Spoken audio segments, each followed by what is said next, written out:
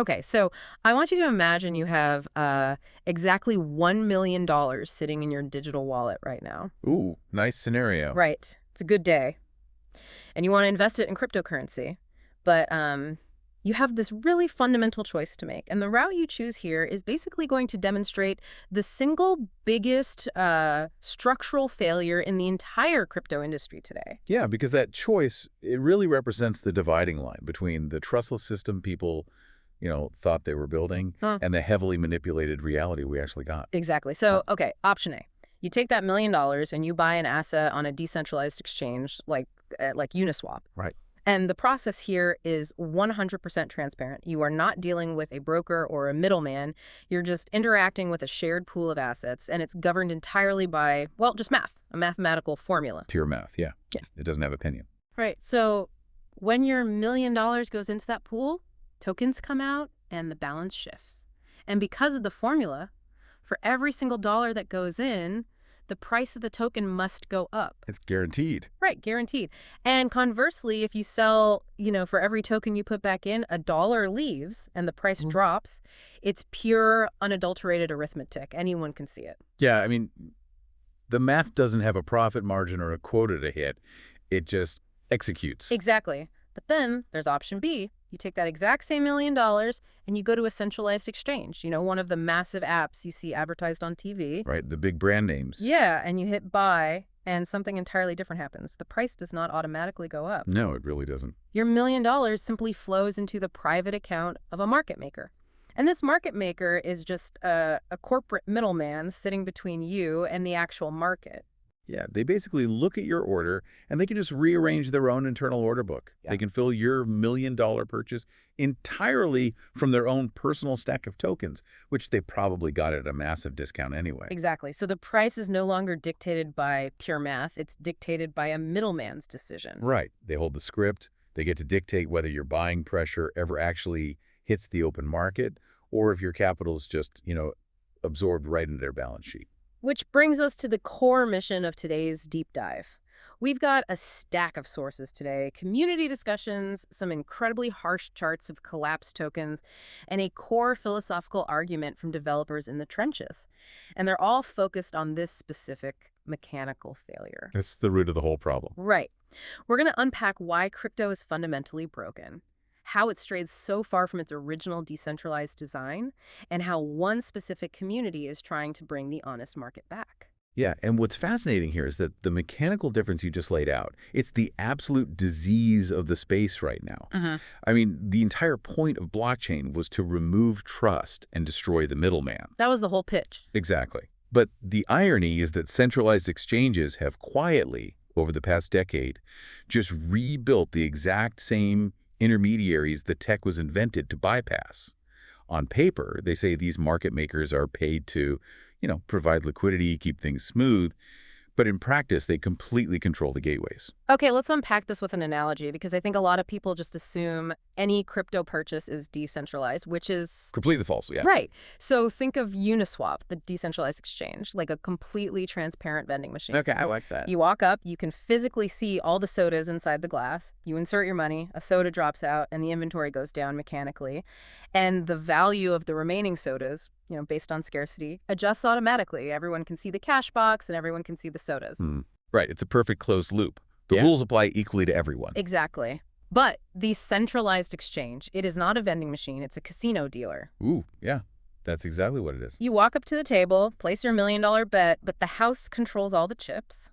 They set the odds. They have this massive stack of hidden tokens under the table, and the dealer decides if your bet actually changes the state of the game or if they just match it from their infinite reserves. Just to keep the price exactly where it benefits the casino the most, they completely swallow your impact. Right. And, when the price of an asset becomes a deliberate choice made by a dealer instead of mathematical reality, systemic abuse is just a guarantee. It's incentives. We don't even need some smoky room conspiracy here. Just look at the flash crash of October 11th, 2025. Oh, wow, yeah. Major coins dropped, 50 to 60% in minutes? In minutes. There was no macroeconomic disaster that day. No protocol hack, no regulatory news, right? It was just a random Tuesday. Just a Tuesday. The entire collapse was manufactured by the mechanics of the centralized exchanges themselves. Look, these exchanges offer massive leverage to retail traders, Mm. right? They let them borrow heavily. Right. So when a relatively small, completely normal market dip happens, it threatens those leveraged positions. And this is where the market makers execute their advantage. An order book is just a list of people willing to buy and sell. Market makers are supposed to keep orders on both sides. To provide that liquidity we talked about. Exactly. But unlike traditional, heavily regulated markets, crypto market makers have no legal obligation to stick around when things get volatile. So they intentionally pull their buy orders. They make the order book paper thin. So when that small dip triggers the exchange's software to forceful liquidate a retail trader's position, there's no safety net. None. The automated system just forcefully sells the trader's assets into this artificially thin order book, causing the price to instantly freefall. And that free fall triggers the next wave of liquidations for traders who had slightly less leverage, right? Exactly. It's a mathematical cascade straight to the bottom. And guess who is sitting at the absolute bottom of that catastrophic cascade? Let me guess. The exchange's affiliated market makers. You got it. They stepped out of the way, let the retail traders trigger a localized avalanche, collected the liquidation fees, and then scooped up the panic-sold collateral for absolute pennies on the dollar. They built the casino, they run the tables, and when the panic hits, they sweep your chips.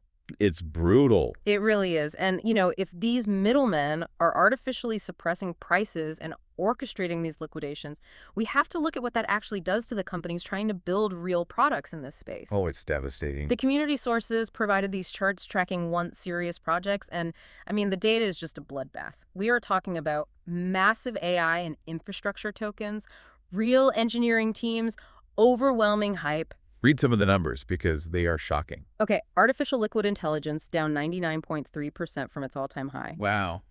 Chain down 99.6%. Internet computer down 98.9%. That is just total value destruction. Right. And the list keeps going. Heavyweights like Filecoin, the Graph, Ether, all down over 90%.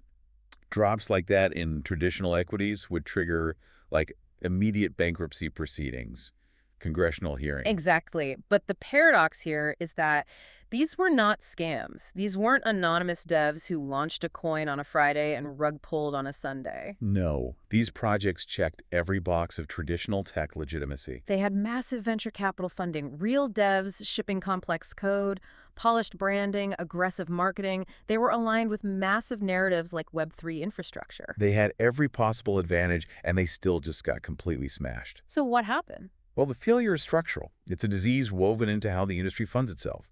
The sources diagnose two main drivers behind this graveyard of projects. The first is just that the narrative outpaced user adoption. People bought a story, basically. Right. Retail investors bought into this 2030 vision of decentralized cloud compute. But the actual users, the devs who actually need to rent GPU power, they never showed up in numbers large enough to justify multi-billion-dollar valuations. So when the hype died down, gravity took over because there was no real economic activity to hold it up. Exactly. But the second reason is way more brutal, and it really strikes at the core of modern tokenomics. The community outlines this fundamental rule. A cool technology platform is not the same thing as a token you must hold. Wait, explain that. So you can assemble brilliant engineers and build an impressive decentralized network. But if you do not give the end user a compelling, unavoidable reason to buy and hold the specific token attached to that network, the token is going to bleed out. Oh, I see. Like if the software works perfectly fine while the token's price trends to zero, then the token wasn't actually part of the product. Exactly. It was just an unregulated, highly speculative fundraising vehicle. Wow. That gap between a cool product and a functional financial asset is exactly where all these 99% down projects are buried. Yes. Which brings up a really pointed question. If these massive, well-funded projects with endless VC money failed, what did they do differently from the one thing that actually survived? Why is Bitcoin still standing? That is the million-dollar question. To answer that, we have to go back to 2008 and look at what Satoshi Nakamoto actually built. Or really, what Satoshi chose not to build. Right, Satoshi mode. Yes. Satoshi created a trustless ledger backed entirely by math. There was no company, no foundation. But the absolute most important design choice Satoshi made was the decision to walk away. To just vanish. Exactly. Satoshi left a finished, functioning engine There was no CEO adjusting the roadmap, no marketing department, no venture capitalists tapping their watches waiting to cash out. Bitcoin functioned flawlessly the day its creator disappeared. Now, Satoshi built a perfectly sealed engine, and the disease of the modern industry is that developers took that pristine engine and deliberately drilled holes into the gas tank. Exactly. They drilled holes so they could siphon fuel for themselves, while the retail investors just, trying to drive the car on the highway. They basically bolted the whole corporate org chart back onto a technology that was designed to reject it. Yes. They added massive dev teams holding, 30 to 40% of the total token supply in reserve? Unlocking treasuries programmed to dump millions of new tokens on the market. Right, and extravagant marketing budgets funded entirely by selling their own token to retail investors. Not to mention the exorbitant exchange listing fees, handing over huge chunks of their supply just to get into the centralized casino we talked about earlier. And every single one of those additions is a leak. It's a mechanism designed to drain value directly onto the head of the ordinary retail holder. The psychological impact of that is immense. Yeah, it creates this permanent overhang. Right. Even if you don't understand tokenomics, you feel the dread. You know there's a VC firm or a founder wallet out there that bought in for fractions of a penny, and at any moment, they can hit sell and crush the market. It places a permanent ceiling on trust because, the architecture incentivizes the creator to use you as exit liquidity. Well, here's where it gets really interesting. Our sources don't just map out this disease, they document a proposed cure. We're looking at a specific digital asset called CRGPT, which is managed by a community trying to reverse this entire paradigm. Yeah, the Satoshi move. Exactly. And they envision CRGPT as this unified economic layer and umbrella specifically for AI applications. The idea is, instead of every developer launching a new token, they coordinate under one shared economy without that toxic centralization. It's a profound experiment. They aren't just writing white papers. They're taking verifiable on-chain actions to permanently weld those holes in the gas tank shut. And the first thing they did was walk away from the centralized intermediaries. They voluntarily delisted their token from the MEXC exchange. Which is wild because usually listing on a centralized exchange is the big goal. But the community notes include a chart mapping the price action around that MEXC listing, and it is a textbook illustration of the casino mechanics. Oh, yeah. The chart shows this massive euphoric spike leading right up to the announcement. Retail investors were buying the hype. But the exact moment the token went live on the exchange, total crash. Right, because it hit the centralized order book. The market makers took control, the pure math of buying and selling was broken, and the price just systematically bled out. And the community watched this happen in real time. They realized the casino was draining them, so they made the highly disciplined decision to retreat back to the pure math of Uniswap. They chose the transparent vending machine over the illusion of prestige from the casino dealer. Exactly. But their second action was even more aggressive. They initiated what they call the catharsis burns. This is the part that really fascinated me. Right. They systematically destroyed the insider supply. In Phase 1, they burned over 800,000 tokens. In Phase 2, over 5.5 million tokens. They sent them to a dead address, permanently erasing over a third of the total supply. And just to be clear, these weren't tokens from ordinary retail investors. They specifically targeted the insider allocations, the marketing reserves, the surplus treasury, the team's holdings. They took a blowtorch to the pipes that drain value. By doing that, they eliminated the structural overhang. The fear that the founding team might dump millions of tokens is just gone. It's mathematically impossible now. Yep. And to finalize it, they transitioned governance completely to the community. One token equals one vote, all decisions ratified on-chain. So the engine is sealed, the insiders are removed, but let's look at how that umbrella vision actually works in practice for AI builders. Right, so imagine two different developers. One builds an AI tool for analyzing chart patterns. The other builds an automated trading bot based on sentiment analysis. In the old model, both of them would start separate companies, get VC funding, and issue two entirely different tokens. They dilute the market and compete for the exact same retail attention. Exactly.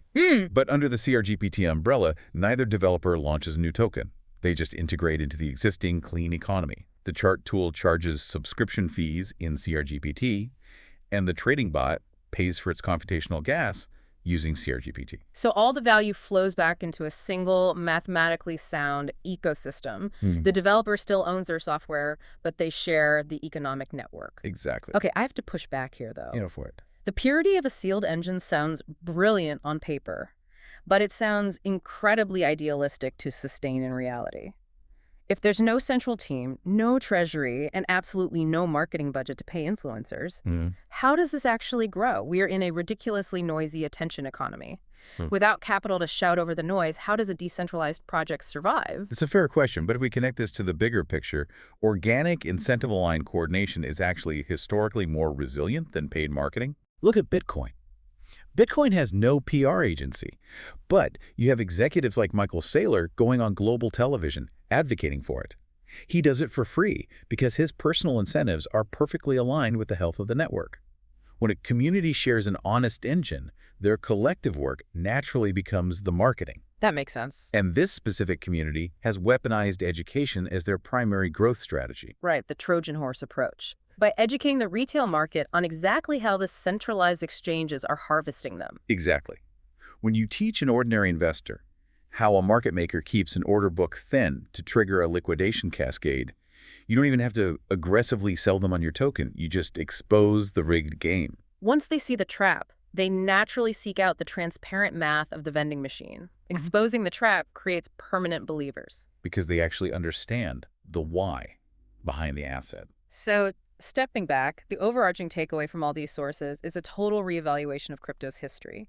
The industry didn't devolve into a graveyard of failed projects because the underlying technology was bad. No, trustless math is still a brilliant innovation.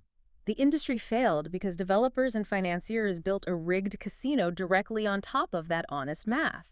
They reintroduced every middleman Satoshi explicitly tried to destroy. Yeah, and the path forward, as demonstrated by the on-chain actions we've discussed, requires going back to Satoshi's original framework, removing the insiders, permanently burning the excess supply, and relying on the transparent math of decentralized exchanges. The community has to own the engine. It's the unfinished assignment of the whole blockchain movement. It really is.